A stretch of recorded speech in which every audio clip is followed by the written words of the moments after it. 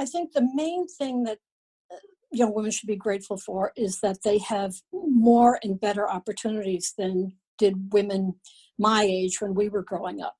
For example, where I went to medical school, there had never been a female cardiac surgical resident. And while I was there was when they had their first female surgical resident. So I think we should be grateful for the opportunities that women of my generation fought so hard for, but we also have to be vigilant. We have to be vigilant because of the political situation in this country now. And I like to think that it's just the last gasp of a patriarchal system that has oppressed women and men, but mainly women, for millennia. Welcome to the Gratitude Podcast on www.georgianbenta.com, where you'll hear a new story each week that will inspire more gratitude in your own life. Our mission is to inspire 100,000 people to discover how to feel gratitude and live a happy life through the amazing life stories of our successful guests and their actionable tips. And now, the host of our podcast, Georgian Benta. Hi, Gratitude Seeker. Welcome to this special episode of the Gratitude Podcast. We have here today Dr. Barbara Roberts. She's the first female adult cardiologist in Rhode Island, and her life story is a life full of passion for women's rights, in motherhood, in medicine, in love, and in being the underdog. She stood up for what she believed in and battled politics, career stereotypes, her children's fathers, the family court system, public scrutiny, and even her own conscience at times. And she made it through all of this, proving to be a hero of her own unique journey. And I think that's quite amazing. And now she has written a memoir about her journey called The Dr. Broad, a Mafia Love Story. And we have her here today with us on the date of the release of the book, and I'm really happy to have her here today with us. So welcome, Barbara. Thank you so much for having me. I really appreciate the opportunity to talk about both gratitude and the role it has played in my life, and to talk about my book. My pleasure. So firstly, congratulations on being such a courageous person, such a courageous woman. And I'm really happy to have you on the podcast. And I'm really curious on what's your take on gratitude? How you define gratitude? Well, one of my favorite sayings about gratitude was actually written a few thousand years ago by someone whom I've always been fascinated by, and that is Marcus Tullius Cicero, who was a politician in Rome in the last days of the Roman Republic. He was from outside of Rome, but rose through the ranks of Roman public offices to become the best known orator and the best known lawyer of his day. And he said, gratitude is not only the greatest of virtues, but the parent of all the others. And I think that encapsulates a lot of wisdom, because if you look at people who are successful, by and large, they are grateful. In my own life, I think the thing I'm most grateful for is that I come from a very large extended family. Mm-hmm. I was raised as the oldest of 10 children in a devout Catholic family. And my mother and her twin sister were the youngest in a large family. So I have literally dozens of cousins. My mother's twin sister raised 8 children. My mother raised 10 children. My Wow. father's sister raised 5 children, and just about all of them have children and grandchildren. So family reunions, needless to say, are mob scenes. But coming from such a large extended family, and since I was the oldest, having to care for my younger siblings from a young age, I think gave me a lot of strengths that perhaps only children or people from small families don't have. Mhm. And then I went on to have 3 children of my own, and now I have a grandson, and I'm extraordinarily grateful for little Johnny Roberts, my grandson. And I'm grateful to my children and their partners. So I feel like I have a lot to be grateful for. I also had a successful career in medicine when it was very unusual for women to be doctors. Don't forget, when I applied to medical school in the 1960s, there was a quota, and no medical school class had more than 10% women. Wow. So I overcame that obstacle. I was the second woman ever accepted into my internship program. I was the first woman ever accepted into my cardiology fellowship. And in many ways, I had to be a trailblazer, particularly after I became a conscious feminist when I was a resident at Yale New Haven Hospital and got involved in the pro-choice movement even before Roe versus Wade. And then through that, I became active in the anti-Vietnam War movement and spoke at many mass demonstrations calling for the withdrawal of all our troops from Southeast Asia. So I've had a very eventful life, and I hope that I have told it honestly and fully in my memoir, The Doctor Broad, A Mafia Love Story. Wonderful. Wonderful. I can only imagine what you went through and all of the experiences that you have had in your life. But one thing that I'm really curious about is how is it to be the first one, like a trailblazer, and to have to face all of these challenges? Like how were you able to do that? Well, I was frightened, obviously, and anxious and nervous, but I decided that I was not going to let fear rule my life, that I was going to pursue my dreams no matter what. And that's basically what I did. I just said, I'm going to be a survivor. I am going to work as hard as I can. I set goals, and I worked as hard as I needed to achieve those goals. I was blessed with good health. I was blessed with a support system in my family and friends. So I didn't do this alone, but I decided from a very early age that nothing was going to stop me. Wow, that's amazing, and I think it's an amazing message for our listeners to not be stopped by our fears, and instead to do something about them. And another beautiful thing that you mentioned is that whenever at least whenever I see people on stage talking to tens of thousands of people, you only see that person, but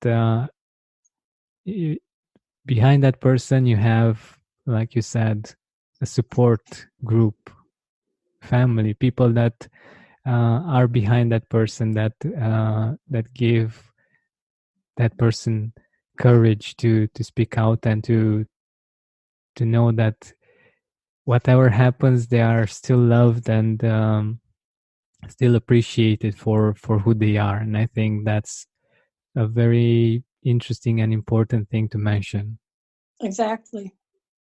And I try not to forget the debt of gratitude that I owe to all the people who helped me along the way. That's amazing. I love this.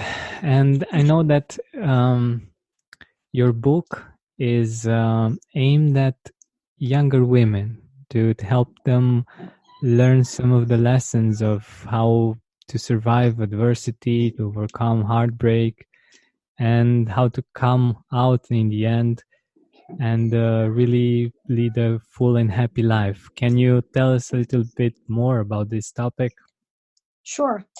I think that particularly younger women today have no idea what the world was like for women in the 1950s and the 1960s, and even in the 1970s before the Supreme Court decision in Roe versus Wade legalized abortion. And when I was a medical student and intern and resident, I saw women coming into emergency rooms with perforated uteruses, even partially disemboweled, because they were desperate enough to seek out back alley illegal abortions. I know of a woman who died because she was denied a life-saving therapeutic abortion. And these experiences radicalized me and actually led to my break with the Catholic Church. I initially broke with the Catholic Church over the issue of birth control because I knew that I would not be able to get through medical school and postgraduate training without using birth control, which was anathema to the Catholic Church and still is. So I had left the church over the issue of birth control, and the final break occurred over the issue of abortion. And I became a very outspoken pro-choice activist, and am to this day. I mean, the last time I spoke at a pro-choice teach-in was just this past October. But women have no idea what the world was like, and yet we see at this current time in our political climate, very powerful right-wing forces mobilizing to deny women the right to control their own bodies. And the right to control your own body is absolutely foundational to freedom and personal autonomy. Every woman should have the right to decide when and whether she is going to have a child. And I wanted to show women what we had to do back in the 60s and 70s to win the right to abortion, because I think the right to abortion is under attack now more viciously than it has been since Roe versus Wade. I also wanted women to know that, you can go through divorce, you can go through acrimonious custody battles, you can, survive these things with your sanity and your happiness intact. And that's even before we get into all the acrimony I was subjected to when I became the cardiologist to the head of the New England Mafia. And that's a whole story in itself, how I became his doctor. But basically, my testimony that he was too sick to stand trial, that he had such unstable cardiovascular disease that the stress of a trial, never mind jail, would almost certainly kill him, that allowed him to live out the last 3.5 years of his life, if not, totally free, at least in the comfort of his own home. But that was another trial by fire, because the state police and the Providence police and the federal prosecutors, the FBI, had been trying for many years to put my patient, Mr. Petriarca, behind bars again. And he had actually hidden from the world the true extent of his illness. And when I was first called to check on him in the Scituate State Police Barracks on December 4th, 1980, I had already agreed to be his physician, but I had never seen him before because his office appointment had to be rescheduled because of the fact that he had a gangrenous toe that required amputation. When I first saw him, I was appalled at how sick he was. In fact, about the second thought I had was, oh my God, he looks like he's about to have a cardiac arrest and I'll never be able to resuscitate him here. And it was only with great difficulty that I was able to persuade the superintendent of the Rhode Island State Police to allow me to take him to the hospital where I practiced, which is called the Miriam Hospital. And it wound up being a 6-week hospitalization. And that began an almost 4-year saga where I testified under oath in multiple courts about his condition. And the state and the federal prosecutors hired multiple other cardiologists to try and refute my testimony about how sick he was, and not one of them did. Every one of them supported my findings, supported my diagnosis, and supported my recommendation that he not be brought to trial. Amazing. Like it's one of those things that you see in movies, but it's like hard to believe that it's real life. It was real life. Wow, you've really been through quite a lot, and well, what I love about you and about how you tell the story is that it's empowering, and you were able to fight those things and to stay professional and to stay focused on what you felt was the right thing, right? Correct.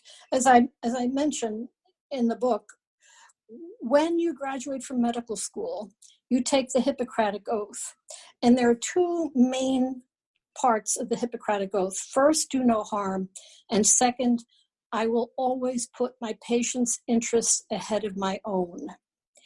It doesn't say I'll put my patient, as long as he's not a criminal, his interests ahead of my own. It doesn't say I'll put his interests ahead of my own unless he's a felon. It says any patient who comes to me, I will put his interests ahead of my own. And it was clearly in the interests of my patient, Mr. Patriarca, that he not be put on trial. Just the mention of his legal difficulties often precipitated severe attacks of angina. And I know for a fact that it was angina, which is the symptom people get when their heart is starved for oxygen, because on multiple occasions, he was hooked up to an electrocardiogram machine during these episodes. And the EKG showed the characteristic changes that one sees in the EKG when the heart isn't getting adequate blood supply. So here was a man who was very disabled. He had been diabetic since the 1940s. He had such severe neuropathy, which is, destruction of the nerves from diabetes. He had such severe neuropathy that he had terrible muscle wasting in his hands. He couldn't, for example, cut his own food. He couldn't button his own shirt. He was completely dependent on his wife to accomplish those tasks for him. He couldn't walk across the den in his home without having angina. He was on multiple medications. He had to be followed very closely. And it was a challenge to keep him alive as long as he was alive. In fact, I remember vividly at one point I was testifying in court, and the prosecutor, whose name was Sue McGurl, kept pressing me, asking the same question, using different words, but basically the question was, if this man is as sick as you say he is, why isn't he dead already? And I looked at her and I said, only God in her wisdom knows when any person is going to die. And the whole court erupted into laughter, except the judge. He kept a poker face. So yes, it was quite a saga. I mention also in the book that, much against my wishes, the Providence Journal newspaper published a big article on me in the Sunday magazine section, and the title was "Who is the Real Dr. Roberts?" And that day, it came out on a Sunday, and I was making hospital rounds. And as I approached the nurses' station on the 4th floor, I overheard two of the nurses talking. And one said to the other, "Have you read the article about Dr. Roberts in the paper today?" And her friend said, "Nah, I'm going to wait for the movie." And it was at that moment that I began to think, maybe my story is pretty interesting. Maybe I'll write about it someday. And that was sort of the genesis of my writing this memoir, which I had worked on off and on for close to 20 years. Wow. Now, how I arrived at the title is another amusing story. Shortly after I moved to Rhode Island, I was dating a young man who was Italian American, and he had some relatives who were alleged organized crime figures. And it was through him that I first heard the names of, for example, the mob lawyer, Jack Cicilline, and Junior Patriarca. I mean, I had already heard of Raymond Patriarca because he was always in the news on a national level for many years. But we remained friends after we were no longer dating. And after I was identified in the newspapers as Raymond's physician, he called me one day and he said, "I have to tell you something funny, Barbara." He said, "A friend of mine called and said, 'Hey, Vinny, remember that Dr. Broad you used to go out with? She's the old man's doctor now. And I thought this was hilarious because to me, Broad was a woman with large breasts and small frontal lobes of the brain. And I knew I was just the opposite. At least I'm sure that I don't have large breasts. So when I thought about writing this memoir and thought about what the title would be, I thought, yeah, it's got to be called The Dr. Broad. That's so cool that you have this sense of humor and you see these kinds of experiences lightly, and you're able to laugh about this part, even though I'm sure that in those moments it wasn't that easy. But I also wanted to ask you about the differences. Like you talked a little bit about how life was for women in those days. Like, what could our young listeners that are now with all of this technology and all of these freedoms and rights, what could they be grateful for compared to young women in those times? Well, I think they can be grateful for the fact that it's much easier for them to enter the professions, like the law profession, the medical profession. It's easier for women to become politicians, although we still are woefully underrepresented in both the national legislature and our state legislatures. It's easier for a woman, for example, to be a governor. Rhode Island finally has its first female governor. So I think the main thing that young women should be grateful for is that they have more and better opportunities than did women my age when we were growing up. For example, where I went to medical school, there had never been a female cardiac surgical resident. And while I was there was when they had their first female surgical resident. About the only surgical subspecialty women could enter were plastics or pediatrics. There were whole specialties and subspecialties in which women were totally absent. Obviously, there was no women sitting on the Supreme Court in those days. And now we have, 3, which isn't half, but at least it's a third. So I think we should be grateful for the opportunities that women of my generation fought so hard for, but we also have to be vigilant. We have to be vigilant because of the political situation in this country now. And I like to think that it's just the last gasp of a patriarchal system that has oppressed women and men, but mainly women, for millennia. I love this perspective. I love the fact that even though, and I love this, the way you see things, like even though there is something bad, you see it with a positive twist, like even though it's something that's not as it should be, you still see it from a wider perspective that it's actually positive. I love that. Right. If you see something that isn't the way it should be, then get out there and fix it. Don't just sit back and say, oh, there's nothing I can do about it. There's almost always something you can do about it. I mean, right now, I think the whole world is facing an existential threat to our planet and our species in climate change. But everybody has to do what they can to combat climate change. About 5 or 6 years ago now, my husband and I invested in solar panels on our roof. And not only did it cut our electric bills drastically, but it has lowered our carbon footprint. So there's always something one can do. It's important to identify the problem and then think about ways that you as an individual or you as a member of whatever community you're part of can do to head off disaster. Yeah, I believe that too, because there are people that are fighting out there for different things that are really important for the world, but they can't do everything, and it's up to us to do the small things that make the big things work. And I totally agree with that. But Absolutely. changing a little bit the direction, I want to ask you if you remember like how you discovered gratitude. Like when was your first experience feeling grateful, and like not just experiencing the idea of gratitude, but actually feeling grateful? Well, one of the first times I can remember feeling overwhelming gratitude was when I received notification that I had been accepted into medical school. I was still in college.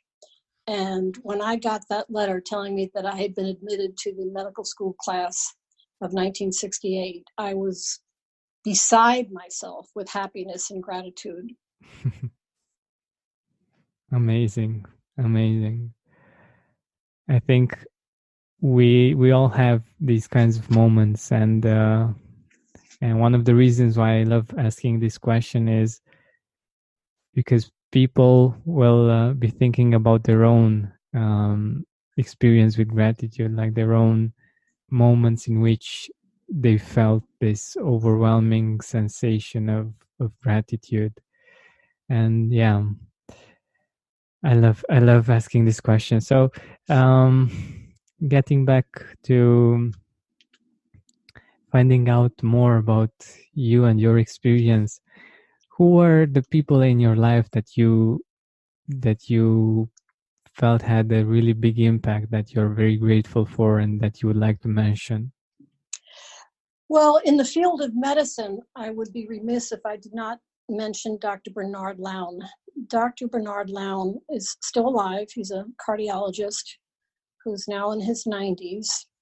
He is the most brilliant physician, brilliant cardiologist I have ever met in my life.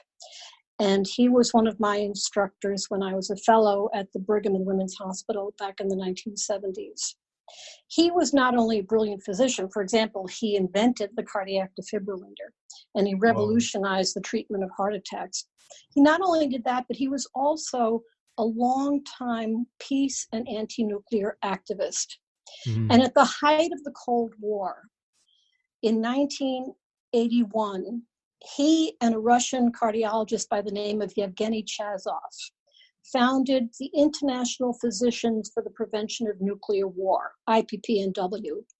And 4 years later, IPPNW was awarded the Nobel Peace Prize. And Dr. Lown and Dr. Chazov traveled to Oslo to receive the Nobel Peace Prize on behalf of IPPNW. Amazing. But Dr. Lown, again, was a brilliant, and he's retired now, but was a brilliant, brilliant physician. And he taught us what I have tried to teach my medical students and interns and residents and fellows. He taught us that the most important thing you can do for your patient is to listen. Wow. You have to listen and hear not only what the patient is saying, but hear the emotion behind those words. Particularly in cardiology, it's very important sometimes to try and get people to make very difficult lifestyle changes. And no patient is going to acquiesce in making difficult lifestyle changes unless they believe that the physician is hearing them and the physician cares about them. And this may not happen at the first visit, although the foundation must be laid at the first visit. This requires an ongoing relationship between patient and physician in which listening continues to be the most important aspect. So certainly, Dr. Lown was a huge influence in my life in that respect. And my parents were a huge influence in my life. And even though they brought me up to be Catholic and I left the Catholic Church behind, my parents were civil rights activists before almost there was a civil rights movement. They and friends of theirs belonged to the Catholic worker movement. They were followers of Dorothy Day, who was a radical Catholic pacifist. And my father, for example, and mother were part of the Catholic Interracial Council. My father and a couple of my sisters went to Washington for the famous demonstration in which Martin Luther King gave his "I Have a Dream" speech. Wow. So I was raised to be strong in my morals, to not be prejudiced, and to stand up for what was right. I always say I was raised to be a saint and preferably a martyr. And I became a doctor because I couldn't become a priest. My father worshiped priests and doctors. And I knew I didn't have a prayer of ever becoming a Catholic priest, so I became a doctor. So those three people were very seminal influences in my life. Amazing. I love how you describe them, and yeah, I could feel the gratitude for all of their help and all of their positive influence in your life, and I think that's quite amazing. And I don't know if you have right now like practice or something that you do to keep grateful. I think you have that positive attitude and that wide perspective that that makes you a grateful person. Am I correct? Yes, you do. And I try to keep things in perspective. Sometimes if I find something upsetting, I say to myself, Barbara, in the cosmic scale of things, it matters diddly squat. It just doesn't matter. Get over it and get on with your life. You know, everybody has things in their life that upsets them. It's an almost daily occurrence.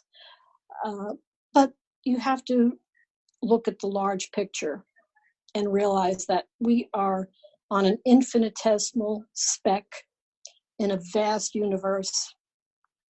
And all we can do is be the best that we can be. Exactly. Beautifully said. And I also think that it's a great idea to think about the bigger picture whenever we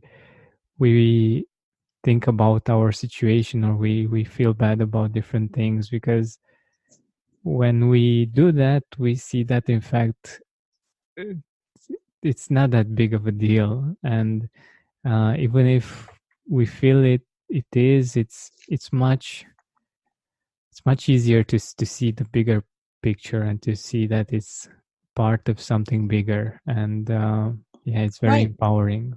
Right. It's easier on your nervous system. If you let every little thing bother you, you're not going to be a happy or grateful person. But if you try to put things in perspective, in the larger perspective, you'll be much less stressed and much happier and more grateful. Yeah, exactly. And by the way, as a cardiologist, have you seen a difference between people that tend to be more positive, more grateful, and people that have a more pessimistic tendency? Actually, there have been scientific studies that are fairly valid that shows that people who have a positive outlook on life live longer and have fewer chronic illnesses. Certainly in cardiology, we know that depression is a major risk factor for having a cardiac event. If you look at married couples, people who've been married for a long time, the death of a spouse often brings on a depression. And in the year after the death of a spouse, the death rate for the surviving spouse is increased to a significant degree. And many of those deaths are due to heart disease. So absolutely, emotions play a large role in health. I used to tell my patients, you can't separate the head from the heart without fatal consequences. The heart is richly endowed with nerves that travel from the brain to the heart. You know that yourself. You know that when you get frightened or anxious, your pulse goes up. You may not feel your blood pressure going up, but believe me, it does. And on the other hand, when you laugh, your blood pressure comes down, your beta endorphin levels rise, your pulse often decreases. So laughter and gratitude and the positive emotions are helpful not only to your heart, but to your endocrine system, to your bowels. There's no part of the body that isn't influenced by actions and thoughts that mitigate stress rather than amplify stress. That I think it's pure gold, and I think we should think about it more often and do something about it. And what I love a lot about you is the fact that you actually integrate humor and laughter even in being a serious person, like thinking about serious things, like uh, treating people and I don't know, social justice and all kinds of things. I love the fact that you keep a light heart, and yeah, that's actually really interesting, having a light heart, you know. Yes. And laughter is good for you. And when I was still in active clinical practice, I had no compunctions about trying to make my patients laugh, and I often did. I wanted them to leave their offices feeling happy and uplifted, not feeling downcast and depressed. This is wonderful, and it's really powerful because we are not just like I believe this, and as I can understand it, you share this vision. We don't only have all kinds of illnesses, but our emotions have an influence on this, and having a good positive attitude and laughing and feeling good can actually help the body heal easier. And I love the fact that you were able to do this for so many people in your career. And yeah, I guess if I've been very fortunate. I've been very fortunate in that respect. Yeah, so if people weren't able to thank you for this, I'm going to be their voice, and I'll thank you for doing this for them. And I think that even though they might not have seen it at the time, it has had a great impact on them. Well, thank you, Georgian, and you're welcome, and my patients are very welcome. I was always humbled by the trust they put in me, and I tried very hard to be worthy of that trust. Yeah, that's wonderful. That's wonderful. So we're nearing the end of our time together, and I wanted to ask you, where can our audience find your book or learn more about you? The Dr. Broad, A Mafia Love Story is available on Amazon. It has come out in a Kindle version, hardcover and paperback. It's also available in the UK and in Australia and Canada. It's available in bookstores, Barnes & Noble, or you can ask your local bookstore to order it. It's pretty much available over much of the English-speaking world. Amazing. Amazing. And I also know that you have a website where people can get in contact with you, right? That's correct. It's thedrbroad.com. Awesome. Awesome. Good. So thank you very much for being here with us and for sharing your wisdom and your beautiful perspective on life. Thank you, Georgian, for having me, and thank you for listening to me. My pleasure. Do you want to stay up to date with the latest news but don't have the time? The Newsworthy is a great daily podcast that helps you stay up to date with everything you need to know in less than 10 minutes.